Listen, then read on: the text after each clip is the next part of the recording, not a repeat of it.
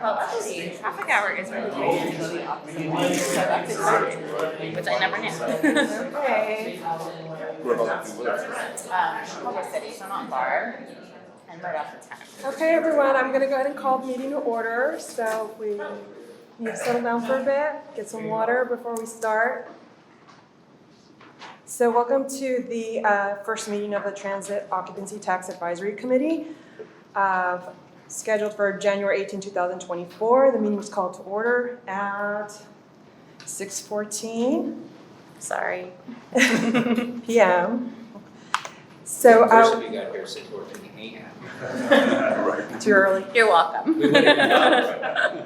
So we don't have a flag here, but we will pretend there's a flag. We're going to do the Pledge of Allegiance. So if everyone could stand and put your right hand over your heart. Ready, begin.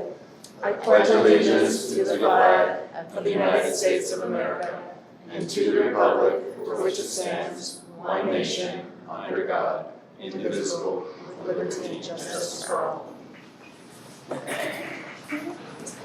Amen.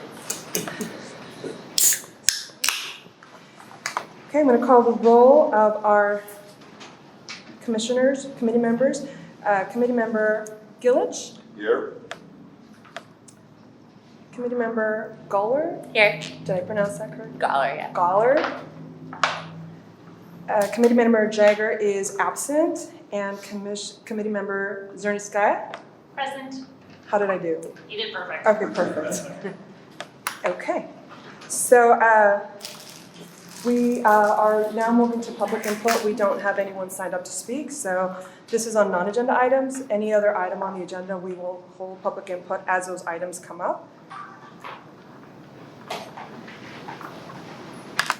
And I am going to request that we pull all the consent items from the consent calendar because we will be listening to each item. So I'm going to ask for a motion in a second from the commission to go ahead and pull all the items under consent to be heard. So moved.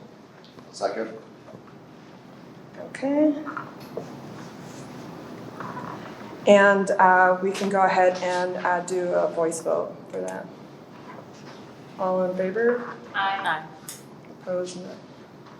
Okay. So I am going to start by swearing in our new officers, our new committee members. And I'm going to administer the oath with everyone at the same time. So if you please stand. And I don't have a printed copy, so I'm going to read off my laptop.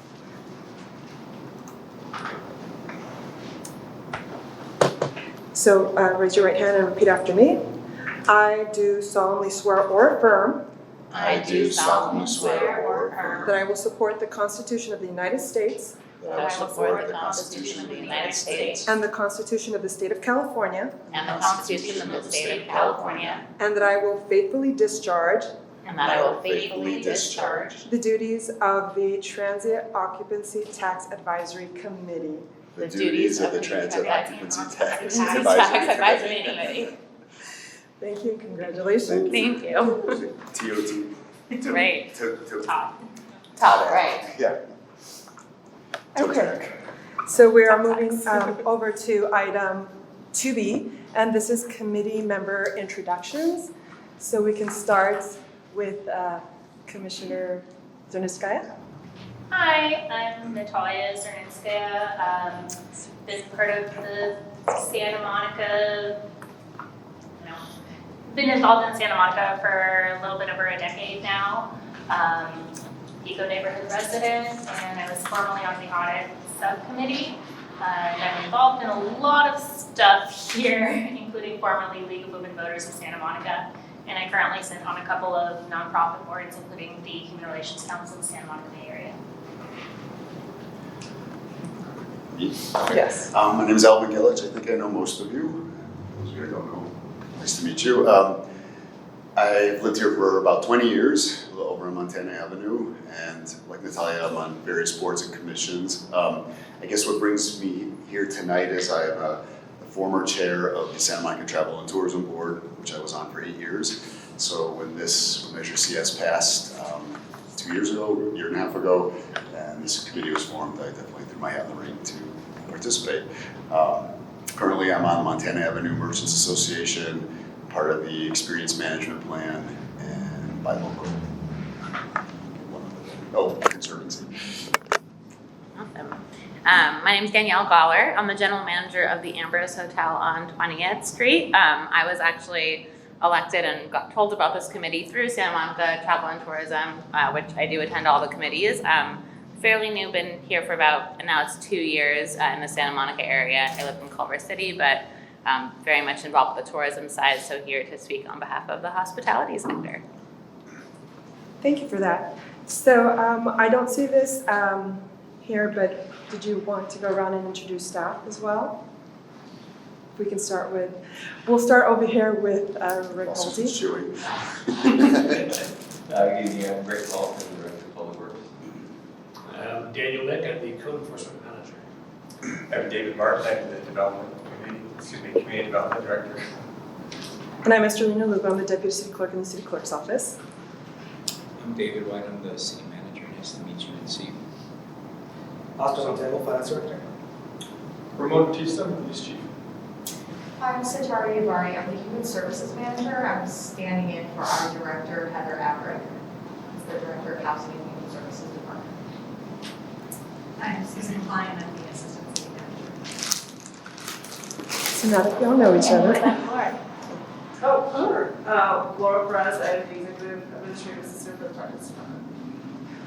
Thank you. So now that we all know each other, we can go ahead and move on to the election of the chair. So I am going to open the nominations for the chair, and then once we select the chair, I will hand over the meeting to the chair, and the chair will then open nominations for the vice chair. So at this point, you can nominate one of the committee members for chair. Can we nominate ourselves? You definitely can. I'd like to nominate myself to be chair. Great. Any other nominations? Okay, so I'm going to go and ask you to vote for, it's unanimous, obviously, but I'm going to go for formality. Committee member Gillich? Great. Committee member Goller? Great. Yes? Sure. And committee member Zernitskaya? Yes. Okay. Congratulations. So I'm going to hand over the meeting now. All right. Right. Okay. The chair. Committee member All right. Gillich. And Hello, everyone. I'm going to share my notes with you. Okay, yeah, thank you. Oh, great. Finish my sandwich later. Sound is not important. This is just some notes to help you through the Okay. process. So you can open the nomination and then go down the list. You don't have to write anything down, that's for me, but Right. And We're just doing vice chair, or we're doing, we're doing the vice chair. and we're having with treasurer and secretary and all that. So just for the vice chair. Okay. And then we'll go through the nominations and then vote. And then the rest of the items are there. Okay, great, thank you. All right, so I'd like to entertain some nominations for vice chair. I'd like to nominate myself. Okay, I'd also like to nominate myself. all right. Great. So we have, So we only have one nomination? we have two nominations. Two, okay, so I heard the first one. I said I'd also like to nominate So myself. Commissioner Okay. Zernitskaya and Commissioner Okay. Dollar are both vying for the position of vice chair. Okay. I'm gonna go ahead and get everyone's vote. So I will start with committee member Goller. Who do you vote for? Can I vote for myself? Committee member Zinskaya? I'll vote for committee member Goller as well. Okay, and Chair Gillich? I will vote for committee member Dollar as well. Oh, thank you. That's unanimous. Share the wealth of That's right. And the voting on the board. So we will now move on to item C. It is an overview of the Transit Occupancy Tax Advisory Committee and its purpose that will be presented by the Finance Director, Oscar Santiago. Yep.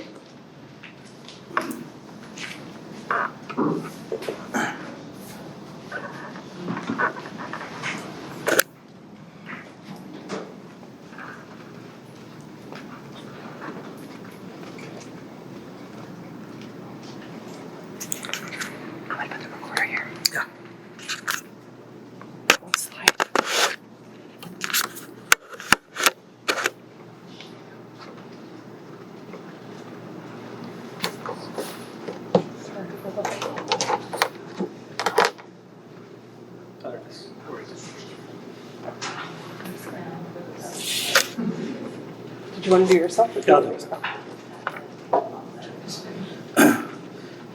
Okay, so good evening, committee members, and welcome again to your first meeting. I'm Oscar Santiago, the city's finance director, and tonight I will provide you with an overview of the information contained in your meeting packets, which includes details on Measure CS, the structure of the advisory committee, and its responsibilities. And I will also tell you a bit about the financials associated with Measure CS. So, after my overview, my counterparts will, from the Community Development, Housing and Human Services, Police and Public Works Departments, will present a project status on their initiatives funded with Measure CS funding. So, in February of 2022, Council directed staff to evaluate potential revenue ballot measure options that could generate funding to address council and community priorities. Staff evaluated options, which included an increase to the transient occupancy tax rate. The tax is also referred to as TOT or TOT, as mentioned. So TOT is a tax that the city levies on the total amount paid for rental of hotel and motel room, and also for room rental from the use of home share in the city. This is sometimes referred to as a hotel tax. In June 2022, Council approved for staff to place the TOT rate increase measure on the November ballot. The ballot now known as Measure CS was approved by the voters at the November 8th, 2022 general election. The ballot measure increased the city's TOT tax, or TOT, from 14% to 15% for hotels and motels, and 17% to home shares, for home shares. The new rates took effect on March 1st of 2023. The ballot measure identified community priorities, which included expansion of services in the areas of homelessness and public services. And these measures, or these initiatives, would be funded with the use of funds, Measure CS funds. Therefore, to provide an additional level of accountability and oversight on the use of the funds, Council created a TOT Advisory Committee. The committee provides oversight and non-binding recommendations as to the use of funds attributed to Measure CS rate increases. The TOT Advisory Committee consists of 5 members appointed by Council through a public process that includes Santa Monica residents and representatives from local businesses, including hospitality industry and the homeless behavioral health services community. The Measure CS rate increases are estimated to generate approximately $4.5 million in fiscal year 23-24, our current fiscal year. This represents about 6% of the total revenue projected from TOT in this fiscal year. As mentioned previously, this revenue will help fund ongoing urgent community priorities, specifically in the areas of public safety and homelessness.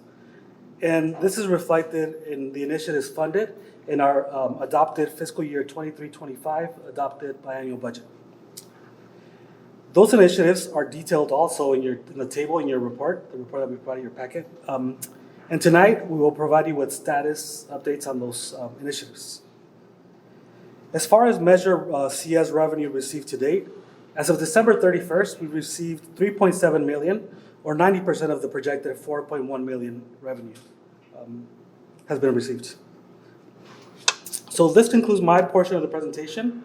I will now hand it over to our David Martin, our Director of Community Development, to provide status on his department's Measure CS funded initiatives. And I'm actually going to hand it off to Dan, because they're officer, and both of these programs are within Dan's division. So. Do I go over there, or can I just speak openly? You can do it there. I'll do the slides. Okay, great. So again, my name is Daniel Mick. I'm the Code Enforcement Manager. We have 2 programs that are currently being funded through CS funds. First one is the ongoing funding for security services at the pier. We just entered into a new contract for security services for the pier. It was going to expire, or actually did expire at the end of last year. We continued the same contract, or with the same contracting company, so it was a quick rollover. I think we're just finalizing the last signatures, and that may have actually been completed by now. But they really do help code enforcement as well as PD be the eyes and ears for the pier, that whole area. If there's issues dealing with vending, they call us. If there's issues dealing with crime or anything else, they certainly work very closely with PD. And PD and code enforcement also work very closely with each other through the DART team. So it's been a very successful program. And then the other issue is the city's home sharing ordinance. I don't even know how many years ago the city put a home sharing ordinance on the books. I want to say 2015, 2016, somewhere in there.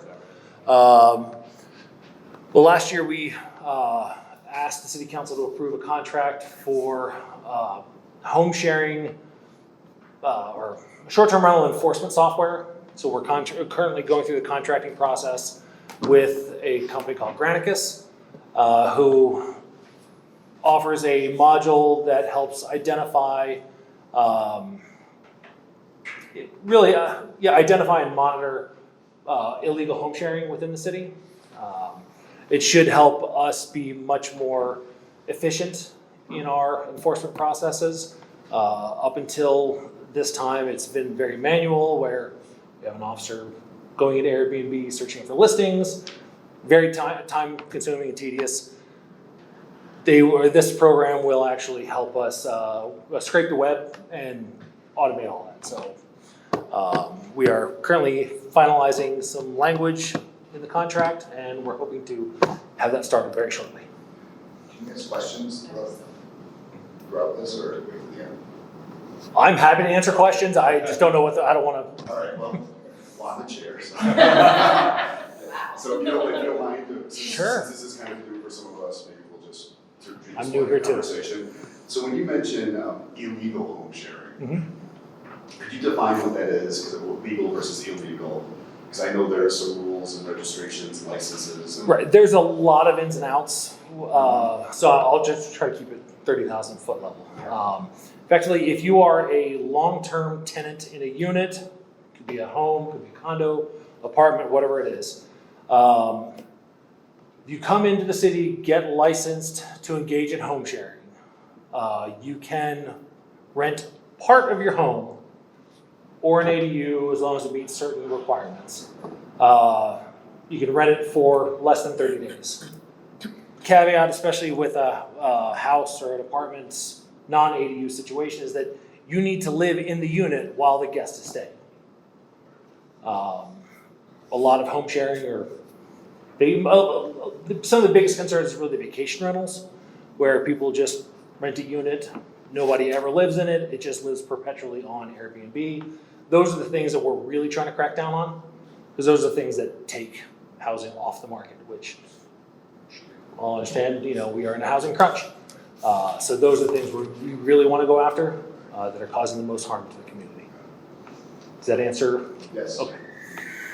No, so you have to obtain some sort of permit. Correct. So I want to rent my extra bedroom in my apartment while I'm living there. I would get a license to be able to live better. Correct. As long as the guests stay less than 30 days. Correct. Turn it over to somebody else. Right. And follow-up question, you mentioned issues that have happened. What type of issues that was it causing? Why would we? With home sharing? Yeah. Well, first you have the impact on housing. Vacation rentals do remove housing from the long-term market.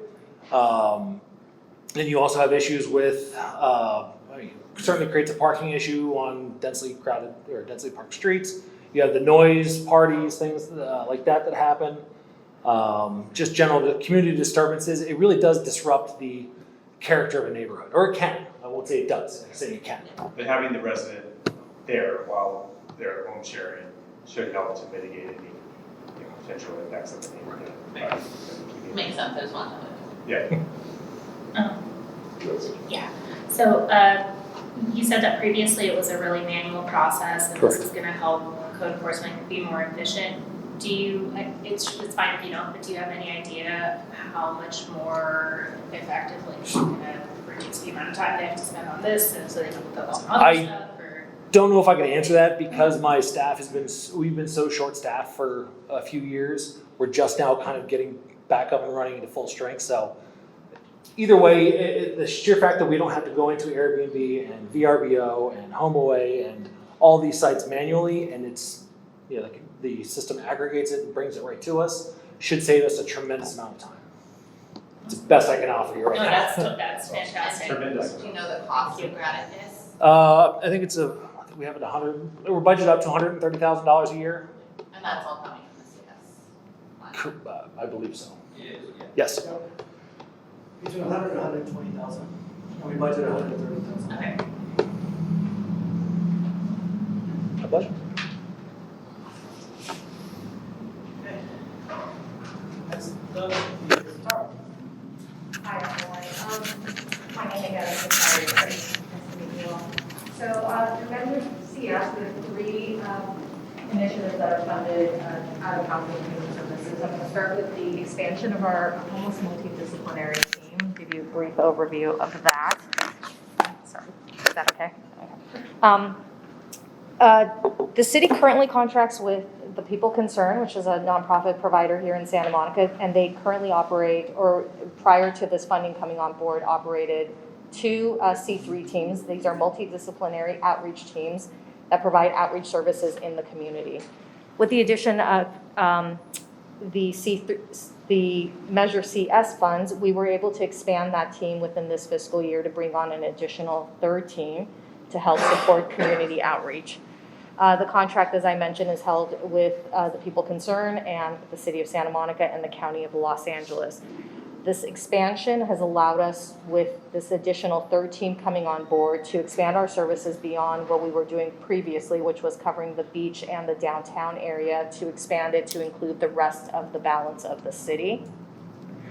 The additional team now allows us to cover some of our major corridors in the City of Santa Monica, so that includes Lincoln, Pico Boulevard, Wilshire, Santa Monica corridors. Those are we provide additional coverage twice per week, and Montana, Olympic, Ocean Avenue, and Main Street corridors an additional 1 day per week.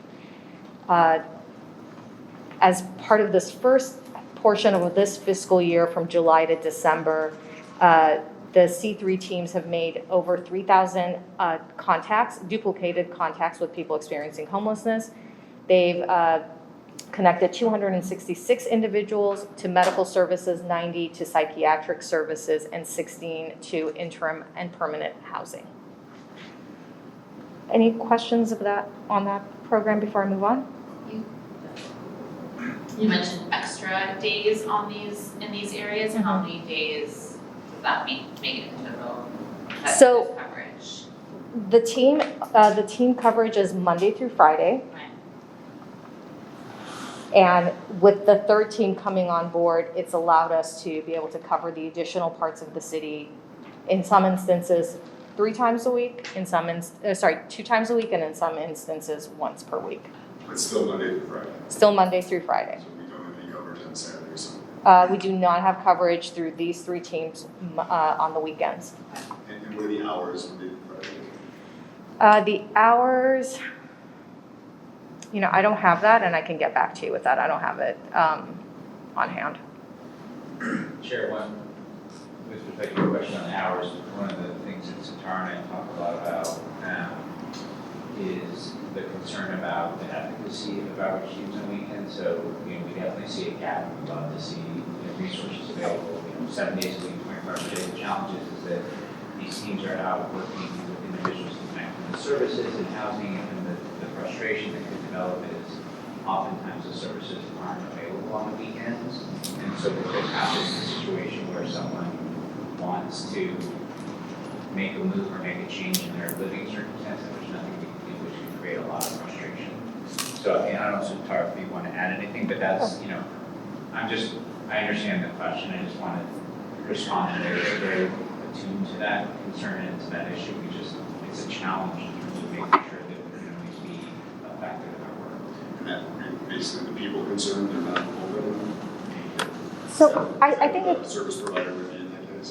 So I think it's one thing for service providers, and many of our service providers are not a 24-hour operation, and many of our service providers, not just TPC, don't operate on the weekends.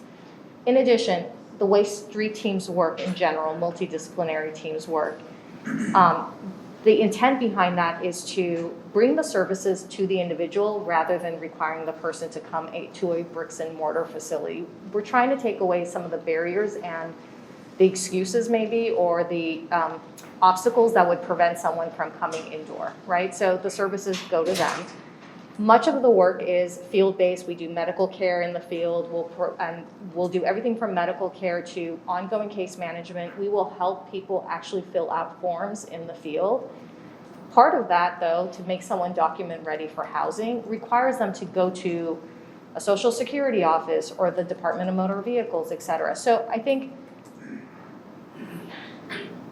it's, yes, nonprofits aren't open, but oftentimes many of the systems that they need to be able to engage with are also not available on the weekends. So to our city manager's point, part of what we are trying to do is minimize frustration and disappointment and be able to fulfill the commitments that we are making to individuals experiencing homelessness by being actually able to help follow through on those things. So at this stage, where we are at is Monday through Friday, and I would venture to guess and I can confirm it for you, but because people experiencing homelessness often get up and start moving very early in the morning, the teams will usually probably start somewhere as early as 6 a.m., probably until 3 or 4 o'clock in the afternoon. But I can definitely confirm that for you. I have a question. Sure. You said 266 are something, and then you said 90%. Sure. Yeah, sure.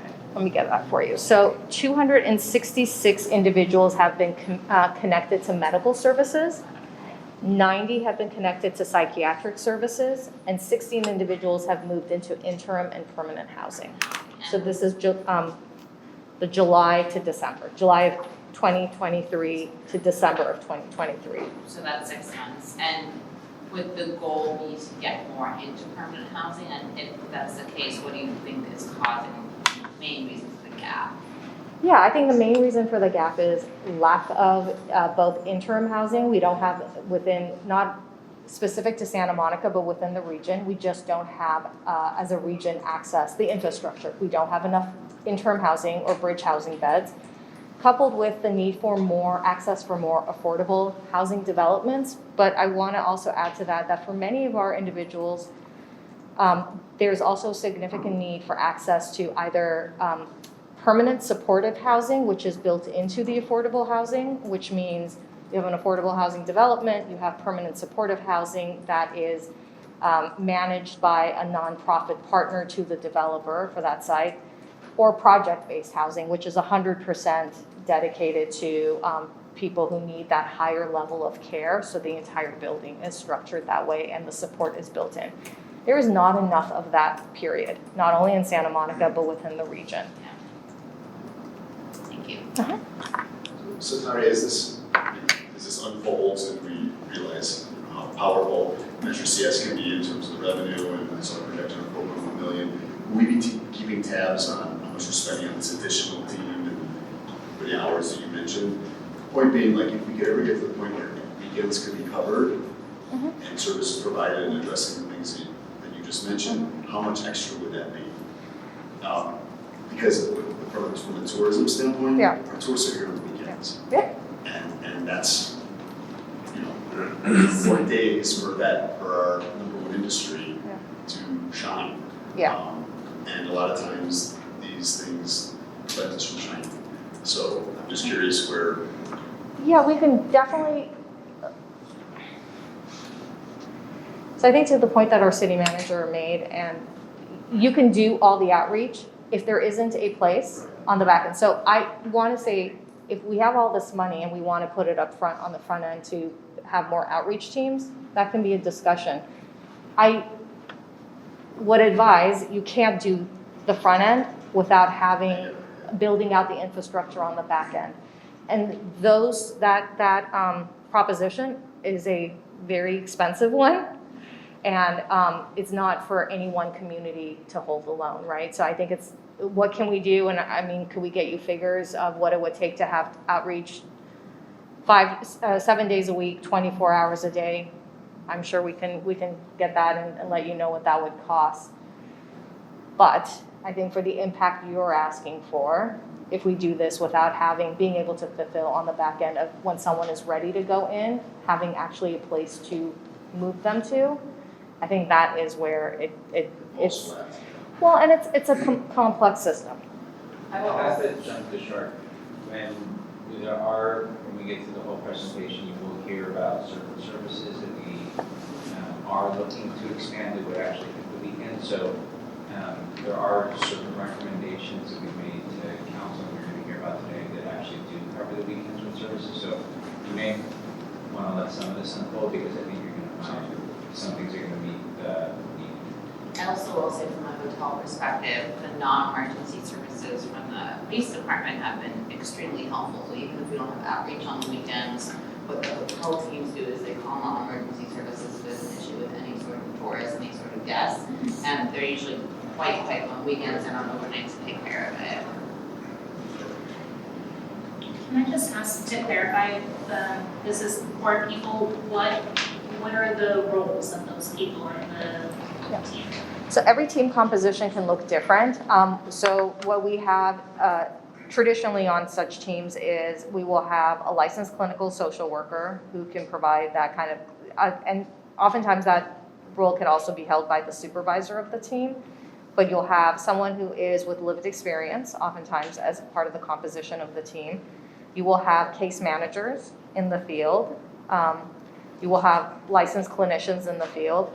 And these teams are often augmented with other contractual services. So for instance, they would go out with Venice Family Clinic to provide field-based medical services, to treat wounds, to take care of people in the field, things like that. Sure. Okay, moving on. The other initiative funded through Measure CS is our homelessness strategic plan. The city has entered into a contract with Barry Dunn. They are a consulting firm, and they're helping us develop a comprehensive homelessness strategic plan. The plan is really intended to guide the city's work internally in addressing homelessness across our departments. The plan built on the 4 pillars framework, which is an existing approach within the organization, and builds on the recommendations that were set forth through the Moss Adams report. Those recommendations included setting clear policy direction, promoting alignment across city stakeholders and departments, and supporting regional efforts. Barry Dunn, the contract was executed in September of 2023, so has not been a extensively long period of time that they've been working with us, but since they came on board, they've held key stakeholder interviews and done an environmental scan of our organization, both of which will be foundational to the development of the plan that they will develop on behalf of this organization. To give you a little bit about the stakeholder interview process and what they've done to date, they've conducted interviews and policy review sessions with a total of 64 internal stakeholders across 14 departments. They have conducted a full-day strategic planning session, which many of the department heads, city manager and assistant city manager, participated in. During that meeting, they drafted a mission and vision statement, values, goals, and objectives for the plan. And they are currently working with smaller interdepartmental groups on refining those objectives. The goal is to have that plan presented to council in May of 2024 in the same evening that we will also be presenting the annual interdepartmental report on homelessness, which is a report we do every year before council. Following that council meeting, Barry Dunn will continue to do some additional work on implementation and resource coordination in order to help us advance the plan's objectives.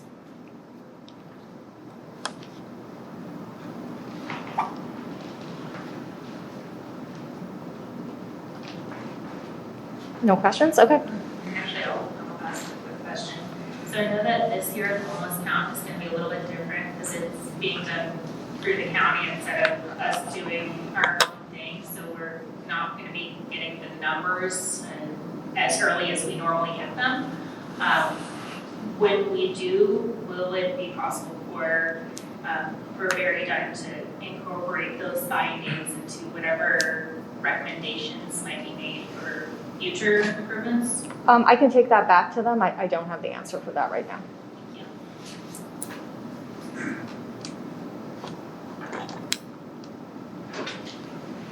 Okay, finally, and I think this might answer a little bit of the question that you had earlier about resources for people experiencing homelessness. The third initiative is San Michelle 24/7. So San Michelle is a shelter in Santa Monica that we currently contract with the people concerned to operate. Funds were awarded to the people concerned through the Human Services Grants Program for fiscal years 2023 to 27, which is the cycle for the Human Services Grants Program. Those funds will support ongoing operational as well as some one-time capital expenses associated with converting a portion of San Michelle into a 24/7 intake facility. So I want to take a minute to just kind of explain what that means. San Michelle is a shelter, but what it has not historically been is a facility that has been open 24/7 for intake. One of our first responder personnel could not take someone there historically, let's say at 3 o'clock in the morning for intake into a shelter bed. That is what we are working on changing as part of this process so that we will eventually be at a place where if one of our colleagues in the police department came across someone who needed access to shelter, they would be able to do that at any hour of the day, 24/7. Little bit of where we're at with that process of converting it to a 24/7. They have TPC as our nonprofit partner has finalized the plan for the renovations of San Michelle. They have submitted those plans, and we are currently, their contractor is, and I believe, I'm sorry, they actually got their permit, their electrical permit this week, and they've begun work on getting that addressed. And I think the only thing left, two things left are their fire sprinkler permit approval and final building inspection in order to convert it completely to 24/7. Having said that, it has not stopped our first responders from taking people currently as they come across individuals that are willing to accept that resource to the facility now. However, they are limited in the hours in which they can do that. And the hours that they can currently do that is Monday through Friday, 7 a.m. to 4 p.m. And our goal is to expand that so that it is 24/7. Yes. So sorry, part of the changes, the improvements that we made, is it going to remain a tent or is it being converted into more of a? For now, it's going to remain a tent. What the change that is happening is creating an intake room inside the facility so that if someone were to come in at 3 o'clock in the morning, they can take them to the intake room, get them set up without disturbing other occupants who are sleeping there. And to clarify, there is no place right now that there's no shelter that someone can be taken right now 24 hours in Santa Monica. Not in Santa Monica, that's 24/7.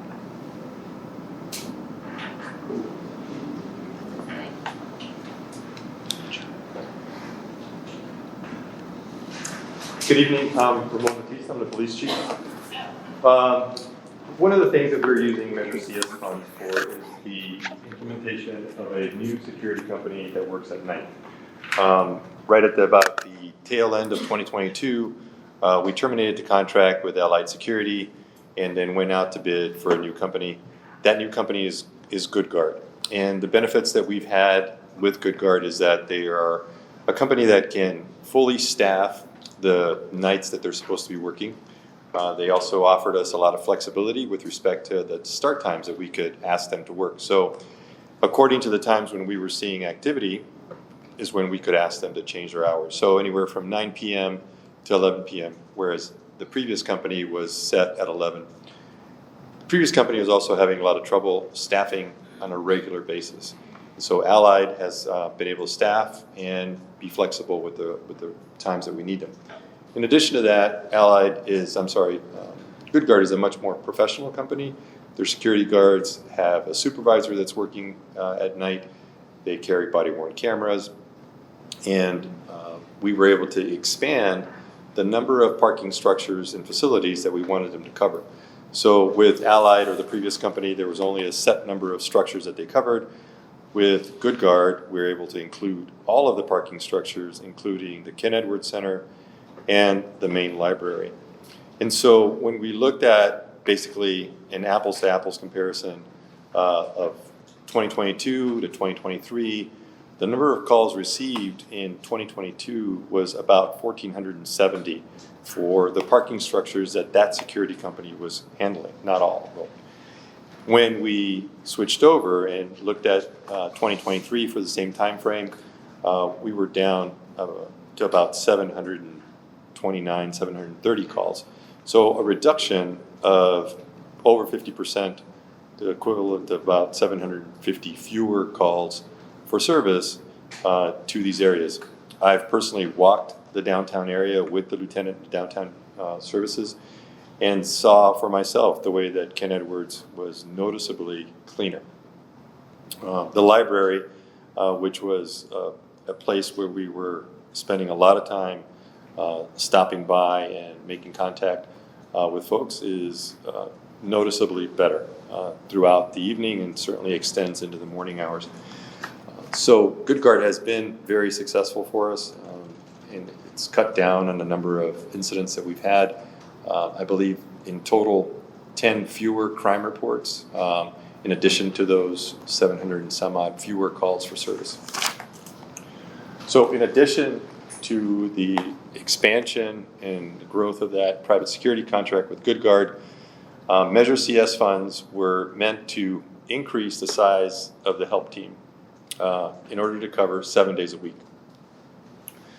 The staffing from these funds was going to raise, well, it did raise our baseline staffing from 221 sworn officers all the way up to 228. And so those additional officers, when they finally come on board and we have the staffing, are going to allow us to add more officers into the downtown services area, which is downtown, and be able to help us staff the help team 7 days a week. Right now, we're covering about 5 days a week, but we're not as effective with them unless it's an overtime detail to have them on the weekends. So these additional officers will basically cover Wednesday to Sunday, and with an overlap day. So in the interim, or if I can explain what has led or what happened when I took over in late 2021, from 2020 to late 2021, the department had only hired about 9 officers. And in that time, a whole lot of officers retired or went into injured status. So when I arrived, for example, the officers that were on the injured list numbered in the high 30s, 35, 37 officers that were not working, aside from the fact that we'd only hired maybe 9 in that 2-year period. Since that time, we've cut that injured officer list down to about 13, and we have hired over 40 new officers in order to kind of pick up the slack as to where we were. Police academies had shut down, and it made it very difficult to get the training back up on the ground. And every officer takes about a solid year from the time that they apply to the time that they're operating by themselves. So what we've done in the interim, because right now, as of right now, we're at 221, so we're not quite at 228 yet. So what we did in the interim is that we used the Directed Action Response Team as the team that would handle all issues on the pier related to vending, and then expanded their responsibilities to cover all crime issues and municipal code issues, along with our partners in code enforcement along the beach, Oceanfront Walk, Oceanfront Drive, downtown, and into the 3rd Street Promenade, including going up Colorado, Santa Monica, Broadway, and they have been very successful. So in the past year, 2023, that the team was operating, for example, they made 729 enforcement contacts with the public that resulted in either citations or field interviews. They issued 88 warnings for code violations, and they made 222 arrests. And in total, addressed over 400 encampments. And so an encampment call is something where they would come upon somebody who was beginning to pitch a tent and beginning to set up a place in violation of our camping ordinance. They did that, addressed that quite a bit on the beach, but also in Palisades Park and also in downtown. A lot of the work that they did was in Palisades Park. A lot of the work that they did, especially when it relates to the warnings, was on Oceanfront Walk and certainly on 3rd Street Promenade. Now, our partners from code enforcement are always with them when they're going out on these deployments. And so I'm going to speak a little bit about the work that code enforcement did when they were a part of the DART team. So the code enforcement in 2023 issued 267 code enforcement citations. They issued out over 2,500 warnings for a variety of violations. They were engaged in over 230 confiscations, some from something minor to working with the county to, take away something that's like heavy and in the several, maybe a couple hundred pounds of goods that shouldn't be sold. The code enforcement was also a part of a couple of homeless encampment that they addressed. One of the things that the DART team is doing, where they're also beginning to really stretch their footprint, is that they're not just in a mode of moving encampments, but also making referrals along the same lines of what the help team does. But as you just heard, there are limitations on what they can do on the weekends, but they do work 7 days a week. So that is, they've been tremendous. The knowing, right, that we're going to have a lot of challenges in getting ourselves up to 228 officers, I asked in advance to the manager if we could use some of the CS funding in order to get our technology needs addressed in the interim. And these were technology needs that would be one-time costs that we could be able to use out of CS funding, knowing that it couldn't be a piece of equipment or software that had a recurring license. It was something that we needed to meet the moment where we had a deficit. And so that piece of equipment is a video storage unit that will help us maintain all of our CCTV cameras as well as body-worn cameras and things like that. Very much a piece of equipment that needed to be replaced, and we're very thankful that we're able to get that done if we have to dip into Measure CS funds in order to make it happen. So, any questions? Yes. So regarding the technology part of it, it's great that y'all were able to upgrade what was, I assume, a locally updated state system. I was just curious, does the city have sufficient technology to track all of the contacts and make sure that folks are being referred to the right, make sure that efforts aren't being duplicated, since it does sound like a lot of the teams do want to help the same populations of folks. Is that something that we would need to potentially consider using Measure CS funding for in the future of upgrading any sort of CRM software or anything like that? So I don't know. It's a two-part answer. I don't know if that would be possible with Measure CS funds to enhance the technology like you're describing. There are, and now to the other part of the question, is that there are privacy concerns and challenges with respect to keeping track of persons that will identify who they are and where they're at and where they're going to. There was an application that we were using that anonymized the information, or certainly sent it to an entity that kept it in a way that protected the information. But I'm not sure that we are still using that application. I think it was a little bit outdated. Certainly at the vanguard when it was instituted, but I think it wasn't meeting the moment nowadays. I think that continues to be a vexing question as to how we handle that component of it, because I think it's important to be able to make sure that we know who we're giving the services to, but doing it in a way that is protecting their identity. And I think that therein lies the really challenging part.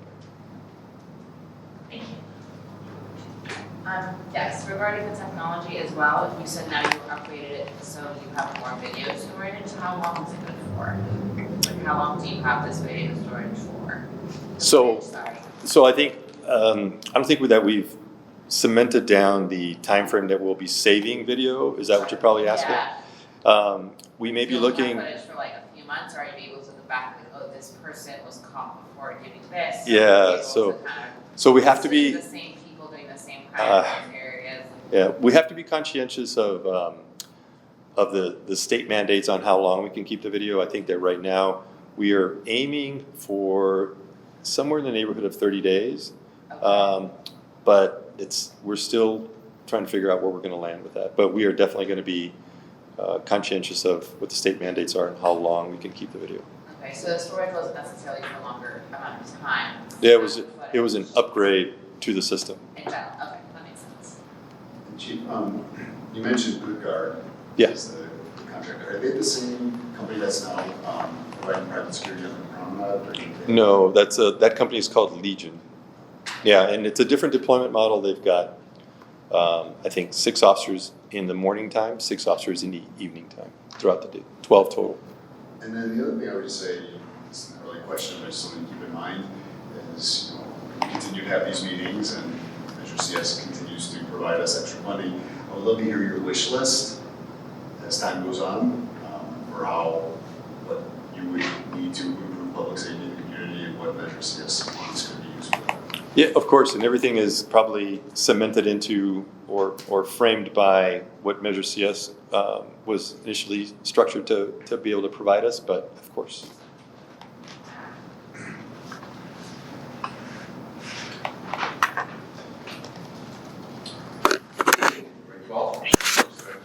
So Measure CS is funding 3 programs in Public Works. The first one is the water features at Camp Gensler Square and Dogwood Park. We have a water feature right in front of City Hall, and then the TOT Park. So the funding has been used to address vandalism, bubblers that have been damaged, regular cleanup of debris and trash that's thrown into the water features, as well as treatments to reduce algae growth and vector breeding. So far, the budget has been sufficient to cover those 3 functions, and things are working well. Both of the park and Camp Gensler Square are fully functional. The second program that's being funded by Measure CS and Public Works is the tree pruning frequencies. So far, we've pruned almost 700 trees along the Wilshire Corridor and Ocean Avenue Corridor. With the remaining budget, we are looking to prune another 54 to 100 palm trees, depending on the type of palm tree species that we prune. And we're planning to perhaps target 21st Street or the areas around the library and Belmar Park. And then the last program that's being funded by Measure CS is the Homeless Support Team, or HOST. The end game will be a full-time in-house team consisting of a crew leader and 2 maintenance workers who are there to, number 1, address the 3-on-1 requests that have to do with homelessness, primarily trash and debris pickup. Number 2, to support the fire department and the police department when dispersing homeless encampments. And then number 3, to do a proactive maintenance of the 4 quadrants throughout the city. Right now, we don't have the in-house team because we are waiting for the arrival of the equipment that we need, vehicles. It's a 4-wheel drive dump truck, as well as a 4-wheel drive pickup truck that will carry the supplies, as well as pull the trailer for the power washer. The ETA for the equipment is March of 2024. There's been a significant delay with vehicle procurement throughout the country. But right now, we're estimating a March delivery of the vehicles, and then the plan is to bring the full-time staff right around that time. In the meantime, because we didn't want to wait for this to happen, we implemented an interim host using the resources of our contractor, Mariposa. They are providing us with a supervisor and 2 maintenance workers on Tuesdays and Thursdays from 7 to 3:30 so that they can perform the functions of the future city team. And that concludes my updates, and I'm happy to answer any questions. Regarding the tree pruning, so is this above and beyond the tree pruning that you normally do? Yes, it's because our budgets were severely reduced during the COVID pandemic, and we haven't been able to get back to the pruning cycle that we wanted to get back to, and Measure CS was an opportunity for us to at least address the heavily traveled corridors in the city like Wilshire Boulevard, Santa Monica Boulevard, and so that's what we're using the funding for, so that we can primarily palm trees, which is a public safety issue when you have the palm fronds that fall on folks, so we're trying to address those.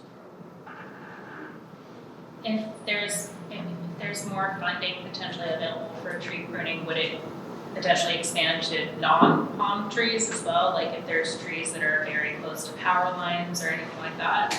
I will do whatever we can do with funding that's available. Like this. With regards to the second program, I understand the vehicles have been a problem, and I know that's an issue all over.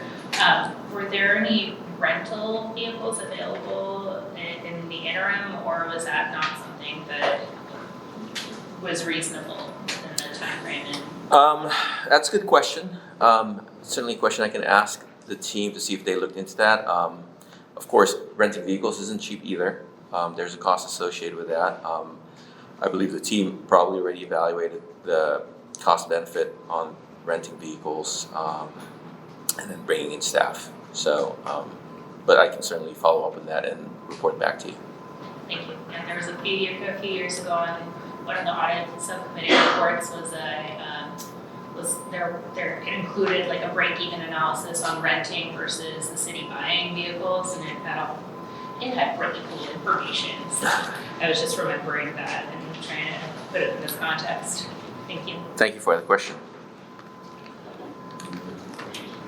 I guess my only question is, what the trucks are taking from Easton County that you need these big trucks? Like is it just metal materials, just scraps? It's anything and everything that we collect when we are clearing a gap. And it's brought to? Disposal. It's for disposal, right? Thank you.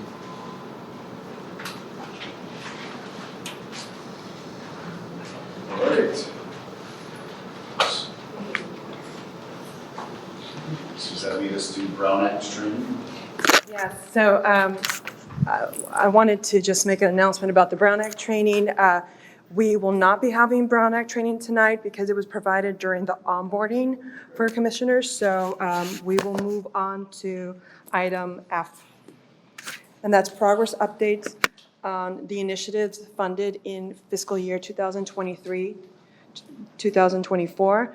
And we'll have various department heads presenting. That was the one I was Is that what you did, right? Oh, well, that was, There's more? Wow. then at that point, You guys are busy. we're down to. All right, cool. Well, I think that pretty much almost wraps it up. I do have a question, a housekeeping question about how often we're gonna meet as a committee and what day? Currently, we were scheduled for February meetings and May meetings. And the reason for that is that late January or February, we have our mid-year process, the midpoint of our fiscal year. So it's a good opportunity for us to tell you how much we spent of the money that was allocated, and also give you progress at midpoint. So that's the reason for the February meeting. The May meeting, it's really for an opportunity to try to figure out how much we received additional CS money, and that are above what covers the expenditures, and then allow departments to propose new initiatives, bring them to you before we take them to council for final approval of the budget. So it's to your question, February and May. So January this time, I guess. Yeah, January this Yeah. time. So next one will be around May. Yeah. If I could just request, not the third Thursday of the month, I have a conflicting committee meeting at this particular day, so I don't know if Natalia or Danielle have any other preferences to which day? Love May. May sounds great. Yeah, no, May is great, whatever, just not the third Thursday, please. Yeah, it would be, I'm anticipating it would be early May, to give us enough time to, if there's some recommendations that we do have more money, formulate some proposals, Yeah. which we then present to council. Perfect, Great. And the other question I had too, when you put up the figure 4.1 million is the estimated for a 12-month period, I remember when we were campaigning about this Measure CS and hoping to pass it, I kept hearing figures like 8 to 9 million. And I'm just wondering, and I know that depends on occupancy and things like that, but 4.1 just strikes me as low based on what I was hearing before. I mean, numbers, 90% of it already in January seems like it's a low Yeah. estimate. Yeah. It was our best estimate at the time. We did, if you notice, we appropriated above that amount. We appropriated about 5 million in expenditures, you see on the table. So we were anticipating that we were gonna receive a little bit more. Our estimate, the official number that we went with as an estimate was 4.1 million. Yeah, we never talked about a number higher than the $4 million mark because we didn't have anything better. So I don't know where that. Yeah, higher I probably came out in from. the street somewhere. Yeah. Who knows? I'm not saying it came from anyone in the room, it's just, that's where. So definitely, you know, at the point where we do receive more, because we separate really accounting for those funds, we're gonna come to the committee and tell you how much we received, develop a plan for our own appropriate additional initiatives, you know, with your recommendations. And I would assume as our occupancy rate continues to recover, Definitely. this number will go up. The Yeah, it hotels are should- working on it. Yeah, we know you are. No. It'll definitely, I mean, if you think about, and David could talk more about this than I certainly could, but if you think about where we are from a hospitality perspective today to where we will be in the next 3 to 5 years, it's logical and planned that this number will grow because, you know, right now we have a very high-profile hotel that's closed, formerly the Lowe's, now the Regent. We have hotels that have gone through transition of upgrading their facilities, so that's going to have a huge impact. And then certainly as we think about the next 3 to 5 years, we have 2 very significant additions to the community. One at Santa Monica and Ocean, that's Jeff Worth is the developer, that's a Frank Gehry designed hotel. And then also the Fairmount has plans to shut down and redevelop. So our anticipation is that as those come online, that we're going to see growth in this. Absolutely. We'll get better handle as the numbers go on, but that's absolutely our anticipation with where we see the hotel market going in Santa Monica. And with all the upgrades and renovations, all the hotels are now being pressured, not just higher occupancies, making higher occupancies, but also higher average rates, ADRs. And so because of that, all of our occupancy taxes are going up significantly. And they're all projected, and then the top gains as well, pretty higher. My question is, the 3.7 approximate estimated amount as of December 31st, this is for 2023 as a whole? Okay. This is from July 1st. From July 1st. Because our fiscal year is July. Right, okay. Natalia, do you have any other comments, questions? Or? This has been really helpful. Yeah, it really has. I love seeing all the progress. And I think, I'll speak as the chair on behalf of my, if we need to meet more frequently, if something comes up, you know, as things happen, I think we're open to that. You know, May is fine for us, but if you say March or April, I want to talk to you, then let's do it. We'll also talk about the frequency of the reports, right? Because if we can create, if it makes sense to send you quarterly reports, even without a meeting, and we can make those available. We'll see if there's progress, or and we'll talk the logistics of that, and then we would make those reports available as well. And I have to say, like, you know, guests complain about these taxes all the time, so this is just very helpful in general. So it's so wonderful that it's going to all of these different programs. Now we have a little bit more of an answer to give them. So thank you. And I just checked the bylaws, and it says we just have to meet at least annually between February and May. It doesn't say a minimum or a maximum for meetings, at least not that I can see. All right, well, if there's no other comments or questions, I will entertain a motion to adjourn. Sure. Thank you. Thank you.